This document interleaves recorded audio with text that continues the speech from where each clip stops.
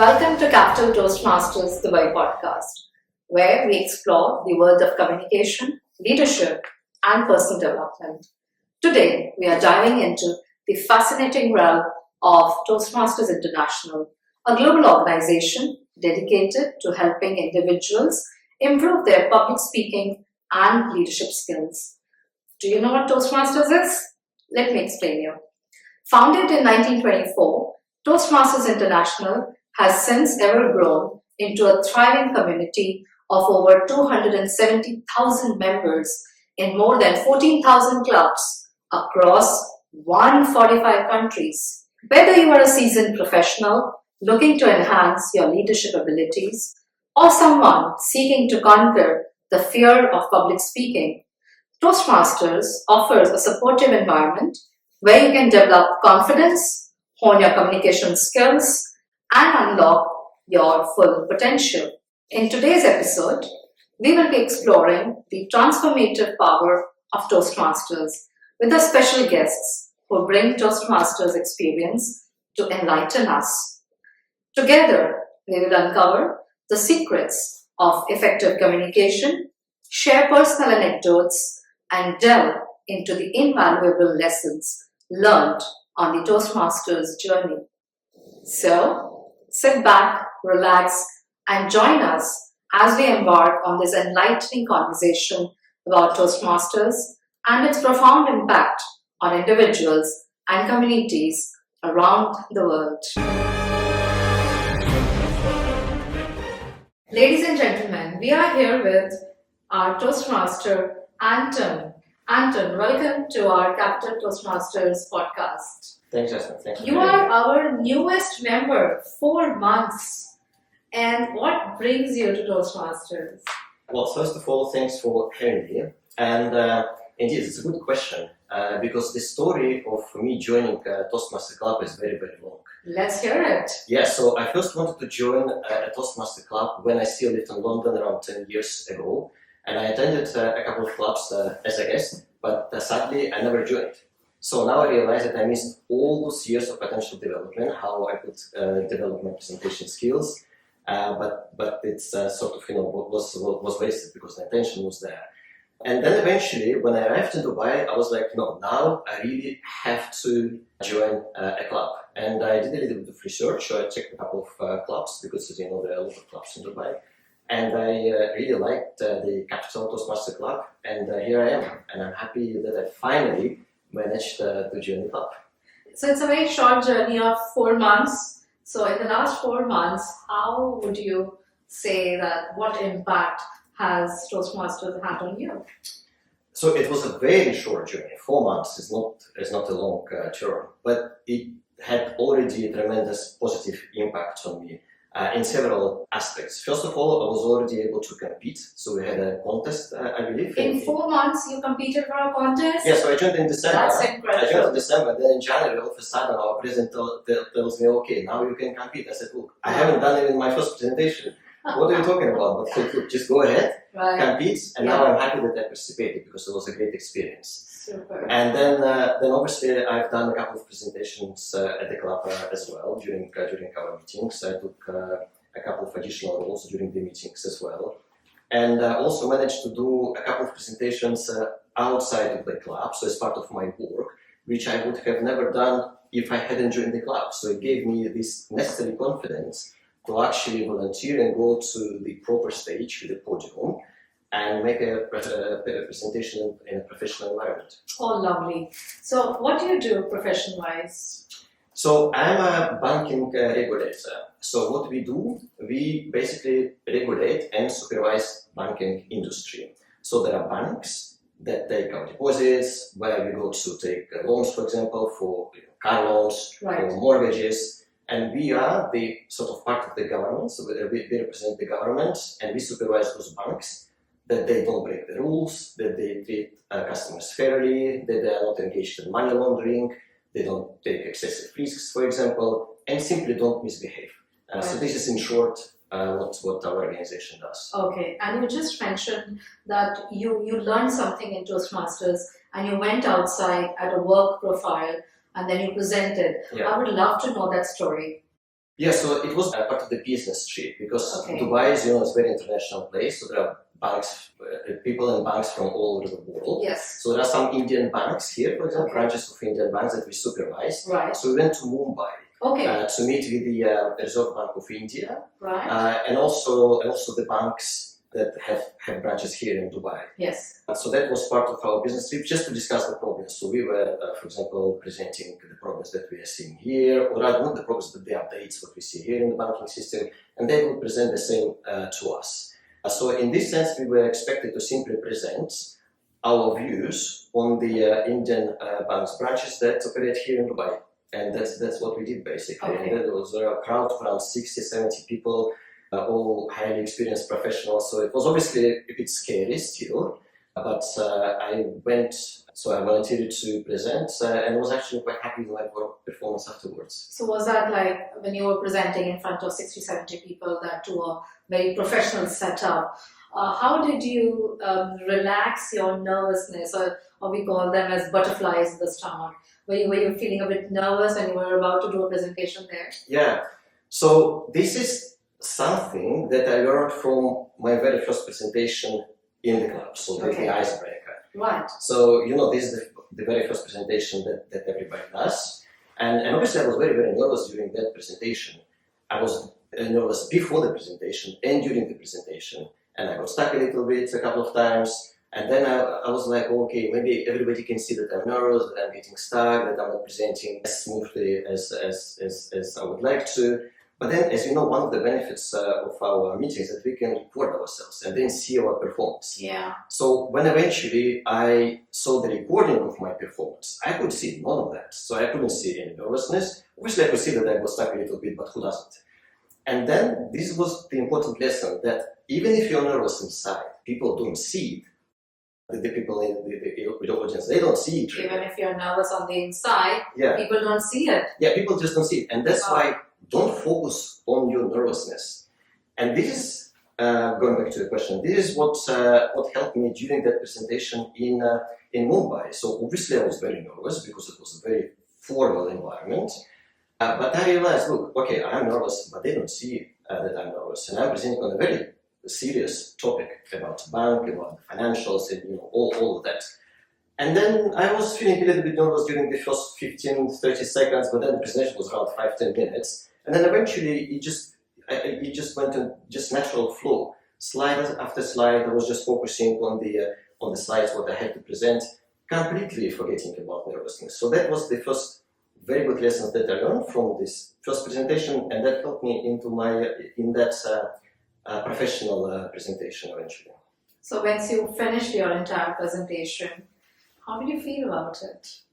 Well, to be honest, I felt, first relieved, obviously. I was happy with my performance, Yeah. but also I felt proud of myself because, to be honest, I didn't have to present there. I went with a colleague of mine. He's originally from India. He obviously knows Indian banks much better than me, and he has much more experience. Right. He spent many more years working here in Dubai than me. And he said, look, I can, and he's been there before, so he went to Mumbai for the same meeting before, so a couple of years ago, I believe.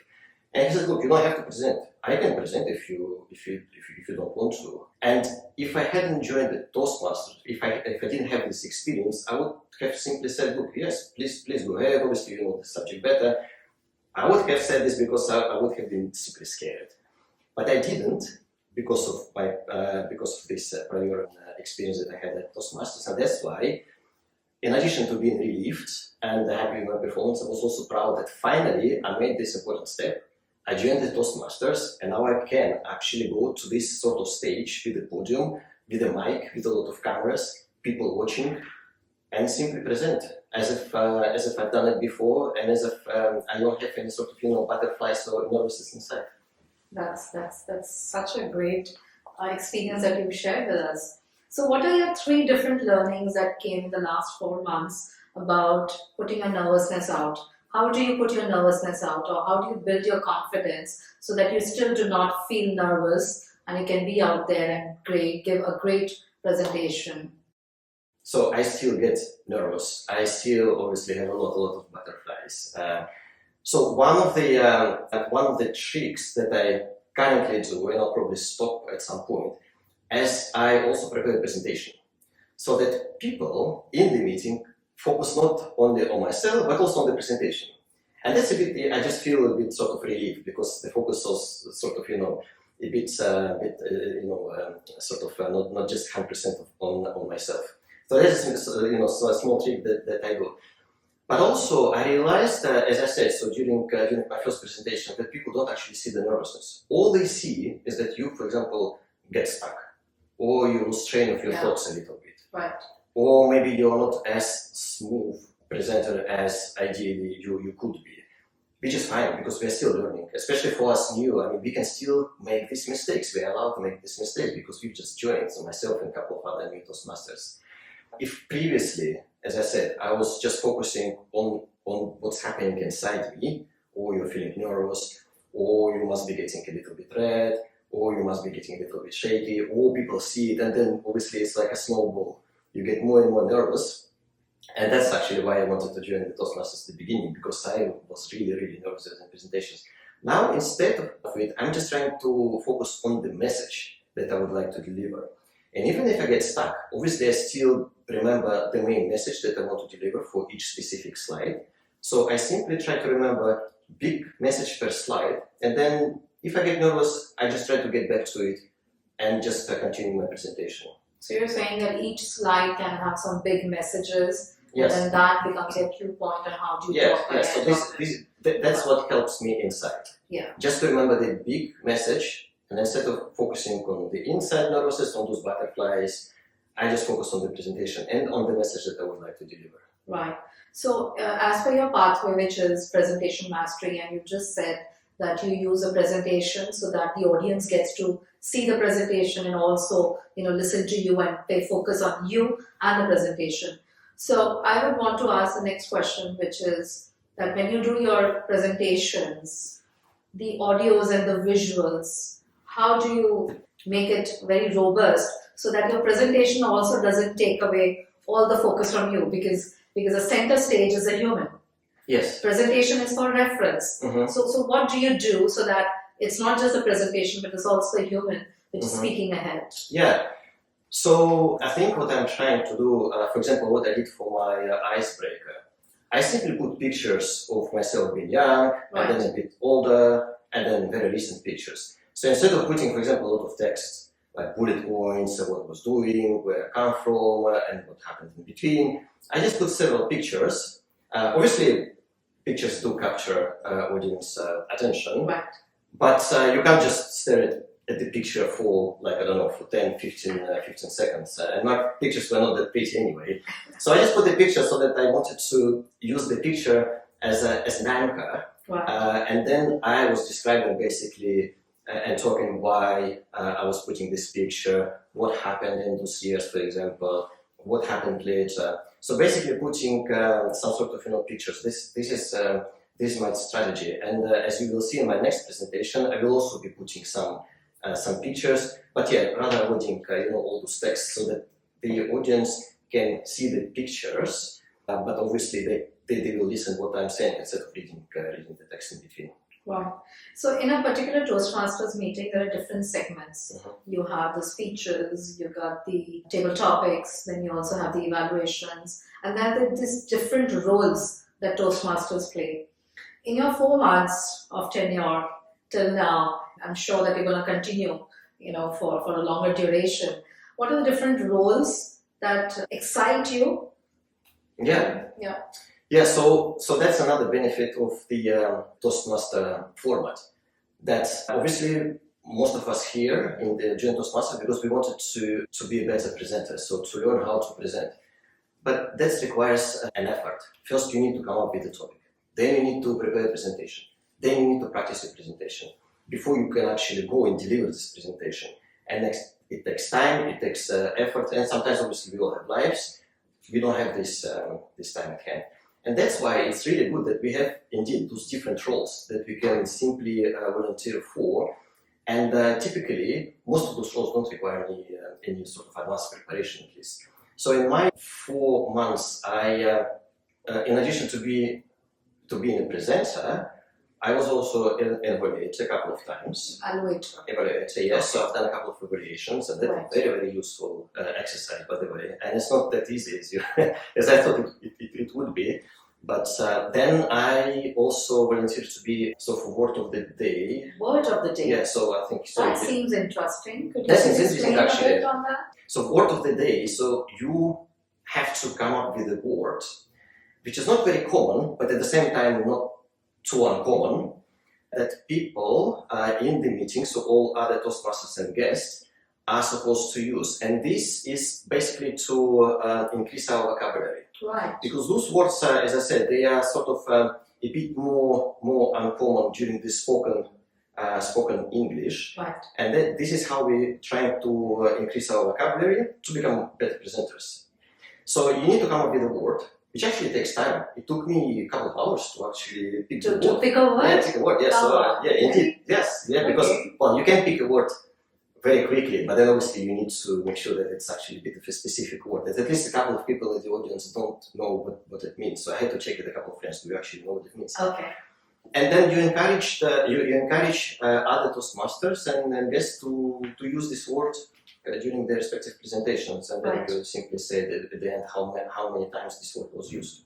And another role, which was very challenging. Actually, when I volunteered for this role, I didn't know what it entailed. Okay. It was the Toastmaster of the day. Toastmaster of the I was day. very, very new, Wow. so I didn't know all the roles very well. And our president was asking, okay, who wants to volunteer for different roles for the next time? I was like, okay, I'll take this Toastmaster of the day. And he said, okay, fine, no worries. Okay. And then when I came home and I started researching, I was actually really sort of so scared, because I realized that it's one of the most challenging and difficult roles during the whole meeting, because Toastmaster of the Day speaks more than others. Obviously, there are a lot of small details that Toastmaster of the Day needs to keep in mind for the meeting to run smoothly. But at the end, I was very happy that I volunteered, because it's a great experience. You obviously learn about your weaknesses and strengths during the duration of the meeting, because you actually present pretty much for the whole 2 hours, with a little bit of a breaks, obviously, when others present. Right. Okay. So I'm really intrigued to know more about Word of the Day and Toastmaster of the Day. That's really valuable. And these are some really great roles that you've just shared that you've done. Which one was your favorite out of these? So my favorite was Toastmaster of the Day. But to be honest, I'm not sure when I will be volunteering next time, because it's just very challenging. But I will do it again for sure, because it's really, really rewarding experience. It's challenging, you need a lot of preparation. So I had 5 or 6 pages of preparations alone in the text, because you need to introduce all the speakers, and you just need to make sure that the meeting runs smoothly. Obviously, we are in a safe environment, and you are allowed to make mistakes, but you're still trying to deliver your role as well as possible. So that was my favorite, and hopefully I'll do it soon again. Right. My next question is on leadership. How does speaking well make you a better leader? Yes, so that's actually another reason why I joined Toastmasters. And this is something that I discussed with another member of our club, Lewis. What I've noticed in my organization, for example, and that's actually relates to other organizations as well. So obviously there are professionals, so people doing the work. So in my financial industry, basically. So people doing analysis, writing some reports, and then there is middle management, and then there is senior management, so representatives of the organization. So CEO, for example, managing directors. So what I noticed, staff at more junior levels, or at least people that are responsible for the analysis itself, so doing the numbers and meeting with the banks, for example, and all this crunch number, they have technical degrees, like some technical professional qualifications, for example. But our leadership team, most of them don't have those technical, no, they have like proper education, obviously, but they don't have special technical qualifications that you do sort of, in addition to your degree. Right. But what they do have actually is really good presentation skills, communication skills, soft skills in general, and leadership skills. Right. And that's why I thought, well, if I want to progress in my career, if I want to get to sort of, this the same level, maybe not necessarily to be a CEO, but at least being a director or managing director, I need to focus on my soft skills. Right. I need to focus on my presentation skills and, by definition, leadership skills as well, because that's all in combination. So in general, on soft skills. Yeah. And this is basically how I believe Toastmasters meetings help, because they do. Anton, can you tell me what are your takes on how has Toastmasters helped you develop or refine your leadership skills? Because the tagline of Toastmasters says, where leaders are made. Obviously, we join Toastmasters Club to learn our presentation skills. But this is just a part of it, because while learning how to present, while developing our presentation skills, we also develop our soft skills in general. But we also develop leadership skills, because to be an efficient and good presenter, you need to be a good leader as well, because you actually present to the public, you lead the conversation. True.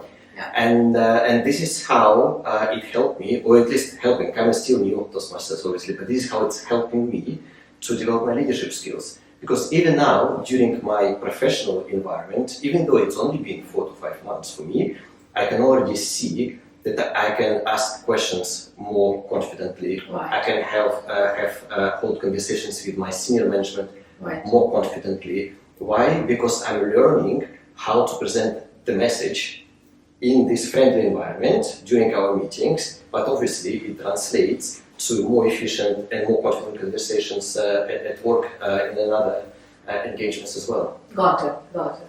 So leadership is definitely important as a profession. Leadership is important, and as we discussed with another Toastmasters, for example, that as we noticed, senior management, like managing directors or CEOs, they typically, obviously they do have some technical skills, but they would typically have much better soft skills, so presentation skills, communication skills, and this is what makes them real leaders, where people actually want to follow them, and this actually helps them to progress in their careers as well, to become those senior managers. So I believe this is... Yeah, I see your point where you're saying that it is important. Apart from other skills as well, leadership is one of the skills which is very important for professionals at that level when they are sitting there. And while presenting, you develop all those skills, because being on the stage, you cannot not be a leader. You have to be a leader, and that's why you grow simultaneously with developing your skill as a presenter. Right. It goes with the saying that leader without a title, even if you do not have a title of a leader, you're still leading. Through your words. No, you don't. It was just an example. You don't need a title, but you're still obviously during your everyday conversations. You have to be leader in your family, for example. You have to be leader with your friends. And it's not like commanding or ruling somebody. It's just to be a good example in certain circumstances. That's a very good take on leadership. So we had gathered some questions from our viewers, and I have one question here for you. This is from Mr. Z. I don't know what kind of name he has. Okay, he asks, what impact has Toastmasters had on your ability to effectively manage and navigate disagreements in professional and personal settings? So I would say that, and again, going back to what we do at Toastmasters, we learn how to present first confidently without bubbles and without being too nervous. But secondly, we obviously learn how to send a clear message so that your audience understands you, how to be clear in your communication. And with the disagreements and arguments, I believe it's very helpful because you, first of all, deliver your message very clearly to your opponent. Secondly, obviously, you are delivering it confidently without going overboard. And then clearly as well. And that's, I believe, is very helpful because it helps managing the conflict because you manage it in a professional and confident way. So even to manage conflict and disagreements, we still need to use clarity and we still need to be very articulate. And I think Toastmasters helps in that as well. You have to be persuasive. And this is what you learn as well while delivering your presentation, because sometimes you want your message to be a sort of very persuasive so that you can persuade the listeners about a certain message, and obviously you can use it in your arguments as well. Super. What last thing would you like to say to our listeners and viewers about why they should come and join Toastmasters? Well, this is what I'm trying to do actually, because obviously we post sometimes pictures on social media, and my friends and colleagues ask me, "Oh, what is it? Where are you going actually? What is Toastmasters?" And I always encourage everybody, look, just come, try, join, come and try to present. It really will help you to be a more confident presenter. It will help you to be a more confident person in general. And it's just a lot of fun, because during the meetings I think it's not just about giving formal presentations. We also have a lot of fun, because some topics are very sort of hilarious as well. I think fun part is very important. Fun part is very important. Toastmasters does give a very nice, fun learning environment. Yes, right? And I always enjoy coming, so I would always encourage everybody to come and try. Come as a guest at least. Come as a guest, see how it works. If you don't understand for the first time, come a second time as a guest, or maybe visit a different club. But just to see how it works, and eventually I think many people would want to join at least for some time, because it's really helpful and beneficial. Super. So viewers, come as a guest once, second time, third time, and keep visiting. And when you make your mind that this is for me, and as Anton has actually put it in a very nice way, join Toastmasters. Thank you, Anton, for your valuable time today. Thanks for having me. Thank you. And that brings us to the end of today's episode. We hope you found our discussion about Toastmasters both insightful and inspiring. Whether you are a seasoned Toastmaster or someone considering joining for the first time, we encourage you to take the next step on your journey towards personal and professional growth. I really thank all my guests for their time and insights today.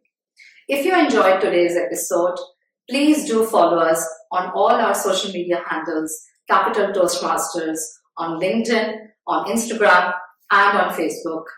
And don't forget to leave a comment on our social media pages. We would love to hear from you. Until next time, remember, every speech, every meeting, every step that you take in your Toastmasters journey brings you closer to becoming the confident, the capable leader you aspire to be. Thank you so much for listening, and we will see you in the next episode.